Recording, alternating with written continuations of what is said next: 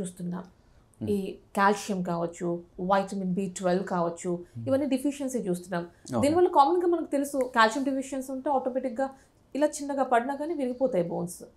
So మరి చిన్నపిల్లలు ఎక్కువగా చూస్తున్నా ఏం చేయాలి, ఏంటి కాల్షియం డెఫిషియన్సీ యూజువల్గా చిన్నపిల్లల్లో వెరీ రేర్, బట్ ఈ మధ్య కనిపిస్తుంది. కాల్షియం డెఫిషియన్సీ అంటే dietary intake, first thing is dietary intake. Second thing is మదర్కి కాల్షియం డెఫిషియన్సీ కానీ ఐరన్ డెఫిషియన్సీ కానీ ఉంటే యూజువల్లీ అది చైల్డ్కి ట్రాన్స్మిట్ అవుతూ ఉంటుంది. So that is one major hereditary కూడా అనుకోవచ్చు. సో అలాంటి పిల్లల్ని కొంచెం ఇయర్లీ వన్స్ 2 ఇయర్స్కి ఒకసారి కాల్షియం ఒక్కసారి, వైటమిన్ D3 ఒకసారి అసెస్ చేసుకుని గోల్డ్ మీద మచ్చలు రావటం కానీ, చర్మం మీద హైపోప్లాస్టిక్ అంటే హైపోపిగ్మెంటేషన్ అంటే తెల్ల మచ్చలు రావటం కానీ ఇలాంటివి ఏమైనా ఉంటే ఒకసారి వాళ్ళ పెడియాట్రిషియన్ దగ్గరికి నెయిల్స్ పైన కూడా వైట్ ప్యాచెస్ వస్తుంటాయి. అన్ని వైటమిన్ డెఫిషియన్సీ సిమ్టమ్స్ అన్నీ. అలాంటి ఏమైనా వచ్చినప్పుడు పిల్లలకి తల్లిదండ్రులు పెడియాట్రిషియన్ దగ్గరికి కానీ ఆర్థోపెడిషియన్ దగ్గరికి కానీ వెళ్ళి ఒకసారి టెస్ట్ చేసుకుని వాట్ ఎవర్ ఆ ప్రాబ్లం ఏదో చూసుకుని దాన్ని బట్టి తగిన వైద్యం చేసుకుంటే మంచిదండి. అంటే హెరిడిటరీ కాకుండా, అంటే మదర్కి ఉంటే డెఫిషియన్సీ పిల్లలకి రావడం కాకుండా కామన్గా కొంతమంది, అంటే నాకున్న డౌట్ ఏంటంటే వాళ్ళు మిల్క్ తీసుకుంటారు, లేదంటే కామన్గా వాళ్ళు తీసుకునే మిల్క్ ఎక్కువగా తీసుకుంటూ ఉంటారు. సో తీసుకున్నా కానీ అంటే ప్రాపర్ అంటే ఎంత కావాలో అంత రావట్లేదు అంటారా కాల్షియం? కొన్ని జెనెటిక్ కండిషన్స్ కూడా ఉంటాయమ్మా. జెనెటిక్ కండిషన్స్లో ఏంటంటే వాళ్ళు వైటమిన్ D తీసుకున్నా కూడా గట్లో నుంచి అది అబ్జర్వ్ అయ్యి అసిమిలేట్ చేసుకునే హార్మోన్స్ ఉంటాయి, కొన్ని కిడ్నీకి సంబంధించిన హార్మోన్స్ కానీ అలాంటి 125 డైహైడ్రాక్సీ కొలెస్ట్రాల్ ఇలాంటివి ఉంటాయి. అవి లేకపోవటం వలన, అవి డెఫిషియన్సీ ఉండటం వలన కూడా ప్రాబ్లం ఉండొచ్చు. అది మనం ప్రాపర్గా కేస్ టు కేస్ బేసిస్ చూడాలి. జనరలైజ్డ్గా చెప్పలేము. జనరలైజ్డ్గా మిల్క్ తీసుకుని హెల్తీగా ఉండి గేమ్స్ అవి ఆడతా, సెడెంటరీ లైఫ్ స్టైల్ లేకుండా బయటకు వెళ్ళి కొంచెం running, high impact games, running, jogging, ఇలాంటి జంపింగ్, హై ఇంపాక్ట్ చూపించే గేమ్స్ ఆడట్లేదు యూజువల్లీ. దట్ ఈస్ టైం లేదు ఒకటిను. కొన్ని రకాలుగా సెక్యూరిటీ కన్సర్న్స్ ఉంటే పిల్లలకి, అమ్మ మా పిల్లడు పడిపోతాడు, మా పాప పడిపోద్ది, ఇలాంటివి ఉంటాయి. ఒకటి కొంచెం సజెస్ట్ చేస్తారు. ఫిజికల్ యాక్టివిటీ ఖచ్చితంగా ఉండాల్సిందే. ఫిజికల్ యాక్టివిటీ ఖచ్చితంగా ఉండాల్సిందే. అండ్ గేమ్స్లో చెప్పలేము, కొంతమంది పడతారు, that is part of the game.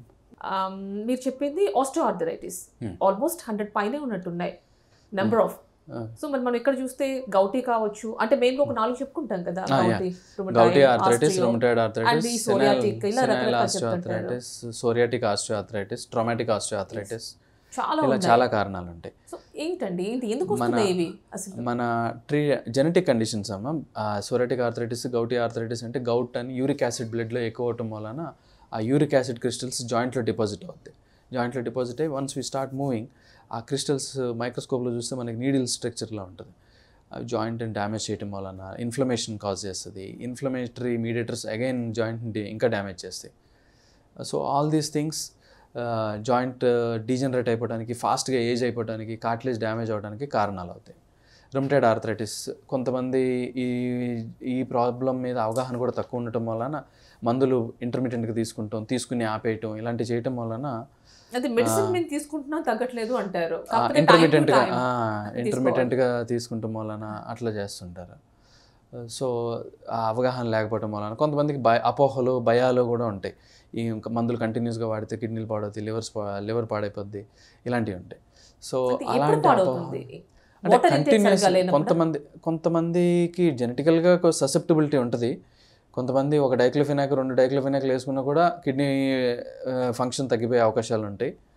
కొంతమంది ఒక 10 రోజులు వేసుకున్నా కూడా ఉండకపోవచ్చు. దట్ ఈస్ వాళ్ళ డైటరీ ఇంటేక్ కానీ, వాళ్ళ ఇమ్యూన్ రెస్పాన్సెస్ కావచ్చు, లేదా వాళ్ళ susceptibility, genetic susceptibility to diclofenac అవ్వచ్చు, అలాంటి ఏమైనా జరగవచ్చు.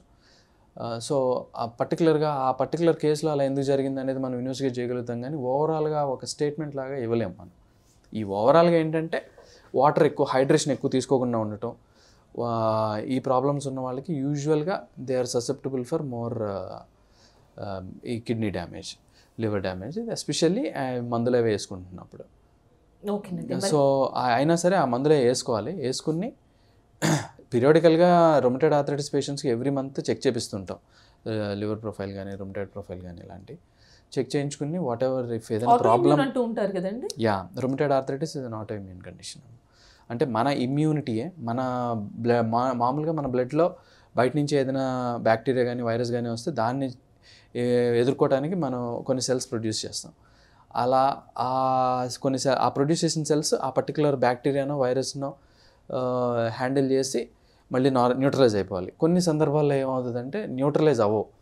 అవి బై మిస్టేక్ ఈ సెల్ని మన కార్టిలేజ్ సెల్స్నే లేదా మన లివర్లో సెల్స్నే, కిడ్నీలో సెల్స్నో, లంగ్లో సెల్స్నో ఇవి కూడా బయట సెల్సే అనుకుని డ్యామేజ్ చేయడం కంటిన్యూ చేస్తూ ఉంటాయి. అలాంటి కండిషన్స్లో ఆటో ఇమ్యూన్ డిసీజెస్ వస్తాయి. It can happen not only in joint, it can happen in any other tissue. And ఈ స్పాండిలోసిస్ అండ్ స్పాండిలైటిస్ రెండింటికి డిఫరెన్స్ ఏంటంటే అసలు ఫస్ట్ ఆఫ్ ఆల్? స్పాండిలోసిస్ అంటే జనరలైజ్డ్ ఇది మెడ దగ్గర యూజువల్గా కామన్గా వస్తుంటుంది, నడుము దగ్గర కూడా రావచ్చు. డీజనరేటివ్ కండిషన్ని స్పాండిలోసిస్ అంటారు. స్పాండిలైటిస్ అంటే అక్కడ ఇన్ఫ్లమేషన్ ఉండటం దాన్ని స్పాండిలైటిస్ అంటారు. Spondylitis is an active condition. Spondylosis is a result of long term problem. Spondylosis అంటే చాలా కాలంగా అక్కడ డ్యామేజెస్ జరుగుతూ ఉంటే ఆస్టియోఫైట్స్ ఫామ్ అవటం, డిఫార్మిటీ అవటం, లేదా హైట్ ఎండ్ ప్లేట్ స్క్లీరోసిస్ లాగా రావటం, అన్నీ దర్ ఆల్ స్పాండిలోసిస్. స్పాండిలైటిస్ అంటే ఇప్పుడు అక్కడ ఇన్ఫ్లమేటరీ ఇది ఉండటం, ఎక్యూట్ కండిషన్ అది. సో అగైన్ ఇది కూడా ఒక ఆటో ఇమ్యూన్. ఆటో ఇమ్యూన్ అవ్వచ్చు, లేదా కొంతమందికి జెనెటికల్గా ఉండొచ్చు మెడ నొప్పులు అయ్యి స్పాండిలైటిస్. యూజువల్గా కొంతమంది బాగా పొడుగ్గా ఉన్న వాళ్ళల్లో వాళ్ళకి మెడ దగ్గర ఎక్కువ ప్రాబ్లం వచ్చే అవకాశం ఉండొచ్చు. బికాస్ బెండ్ అయ్యేది ఎందుకంటే ఈ వర్టిబ్రల్ హైట్ ఉంటుంది, ఆ హైట్ అనేది కొంచెం తగ్గిపోతూ ఉంటుంది. ఇప్పుడు ఫర్ ఎగ్జాంపుల్ ఇక్కడ వర్టిబ్రల్ హైట్ ఉందమ్మా, ఇది ఫర్ ఎగ్జాంపుల్ ఇది ఒక 1 సెంటీమీటర్ అనుకోండి, 10 mm. ఇది ఒక 6 mm అయిపోయింది అనుకోండి, ఆటోమేటిక్గా ఇక్కడ కర్వ్ వచ్చేస్తుంది, ఇలా కర్వ్ వచ్చేస్తుంది. సో పేషెంట్ వంగే నడుస్తాడు. దానికి కారణాలు వచ్చేసి జెనెటికల్గా ఉండొచ్చు, అండ్ కాల్షియం ఇది తక్కువ, వయసు పెరగటం వలన ఉండొచ్చు, కాల్షియం తక్కువై వైటమిన్ డి తక్కువ అవటం వలన, అసలు ఆ వర్టిబ్రల్ బాడీలోనే బలం తగ్గిపోవటం వలన కొంచెం కుంచుకుంటుంది. అది యాంటీరియర్ పార్ట్లో కొంచెం ఎక్కువ ఫస్ట్ ఎర్లీగా సిమ్టమ్స్ స్టార్ట్ అవుద్ది. కాబట్టి ఇలా పేషెంట్లు కొంచెం ముందుకు ఇలా సీనియర్ సిటిజన్స్లో మోస్ట్ కామన్గా కనిపిస్తుంది.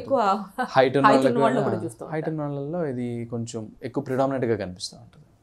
అండ్ ఇప్పుడు ఈ ఏదైతే ఇప్పుడు మనం చెప్పుకుంటున్నామో ఈ లుంబార్ కావచ్చు, సర్వైకల్ కావచ్చు, ఈ స్పాండిలోసిస్ అంటే స్పాండిలైటిస్ కామన్గా మన నెక్ పెయిన్, బ్యాక్ పెయిన్ ఎందుకు వస్తూ ఉంటాయండి అసలు? ఇదేంటంటేనమ్మా, యాక్చువల్లీ మనం life style modifications are the main culprit. ఇప్పుడు మనం నియర్ వర్క్ చేయటం, కంప్యూటర్స్ మీద పనిచేయటం కానీ, మేము కూడా ఎక్కువ సర్జరీస్ చేయటం కానీ, ఎక్కువ చదవటం కానీ, ఈ నియర్ వర్క్ అనేది ఎక్కువ చేయటం వలన, లేదా కొంతమంది ఇప్పుడు వీడియో గేమ్స్, ఫోన్లో ఎక్కువ యూట్యూబ్ వీడియోస్ చూడటం, ఇన్స్టాగ్రామ్ రీల్స్ చూడటం, ఇవి చేయటం వలన ఏమవుతుందంటే that is all near work. ఈ నియర్ వర్క్ అనేది ప్రపోర్షనేట్గా sudden increase in near work చేయటం వలన, అంటే మొన్నటి వరకు నేను అసలు ఏమీ చేయట్లేదు, మామూలుగా క్రికెట్ ఆడటం, ఫుట్బాల్ ఆడటం ఇవి చేస్తున్నాను, సడన్గా ఇవాళ నుంచి ఓన్లీ వీడియో చూడటం లేదా చదవటం చేశాను అనుకోండి, అప్పుడు మెడ ప్రాబ్లం వచ్చే అవకాశం ఉంటుంది. దానికి ముఖ్య కారణం ఏంటంటే మన మజిల్స్ ఏవైతే ఉంటాయో అవి వీక్ అయిపోవటం వలన. సో అలాంటి కండిషన్స్ని మనం ఫేస్ చేయడానికి neck strengthening exercises, back strengthening exercises అని కొన్ని ఉంటాయి, స్పెసిఫిక్ సెట్ ఆఫ్ ఎక్సర్సైజెస్ ఉంటాయి. అవి చేసుకుంటూ they can incorporate these things. ఈ నియర్ వర్క్ ఎక్కువ చేయాలనుకోండి, ఫర్ ఎగ్జాంపుల్ ఇప్పుడు ఒక సాఫ్ట్వేర్ ఇంజనీర్ ఉన్నారనుకోండి, ఆయనకి నియర్ వర్కే చేయాల్సి వస్తుంది ఆయన జీవనాధారం. కాబట్టి ఆయన కొన్ని నెక్ స్ట్రెంగ్థనింగ్ ఎక్సర్సైజెస్ అవి చేసుకోవాలి, బ్యాక్ స్ట్రెంగ్థనింగ్ ఎక్సర్సైజెస్ చేసుకోవాలి. అవి చేసుకుని then he can get back to his routine near work అనేది చేసుకోగలుగుతారు. అలా చేయకోకుండా సడన్గా చేసుకుంటూ ఉంటే, సడన్ ఇంక్రీజ్ చేసుకుంటూ ఉంటే నెక్ పెయిన్ అనేది ఎక్కువ వస్తుంది.